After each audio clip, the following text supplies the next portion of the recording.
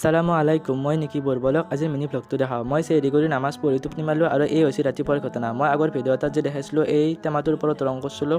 আজি সেই টেমাটোত আগে তলফালে দুটা ফুটা কৰি লৈছোঁ আৰু ওপৰত মাটি দি আছোঁ। কাৰণ এটেৰুম দুডাল চিনগনিয়াম। ফাৰ্ষ্টতে চিনগনিয়াম দুডাল ভালকৈ ধুই আনিছোঁ, মানে বগা কচু দুডাল। বগা কচু দুডাল ধুই আনি তাতে ৰুই দিলোঁ আৰু বগা কচু ৰুই তাতে পানী খাব দিলোঁ। বগা কচুক পানী খাব দি মই গা চা ধুই নামাজ পঢ়িব গ'লোঁ আৰু নামাজ পঢ়ি আহি অলপ সময় কোৰাণ পঢ়িলোঁ। কোৰাণ পঢ়ি উঠি মই গ'লোঁ খালৰ পাৰত মাছ মাৰা চাবৰ কাৰণে। মাছ মাৰা চাব যাওঁতে দেখা পালোঁ যে পানীৰ ওপৰত এটা প্ৰকাণ্ড ডলফিন ভাহি আহি আছে। আমাৰ তলফালে মাছ মাৰিছে পানীৰ তলত জালেদি আৰু পানীৰ ওপৰতো এনেকৈ জালি দি থৈ দিছে যাতে উৰণীয়া মাছ তাতে বজি যায়। তাৰপিছতে খালৰ পাৰত দেখা পালোঁ যে এখন প্ৰকাণ্ড পাহাৰ, যাৰ চাৰিওফালে কলগছ আছে যাতে বনৰীয়া জীৱ জন্তুৱে আক্ৰমণ কৰিব নোৱাৰে।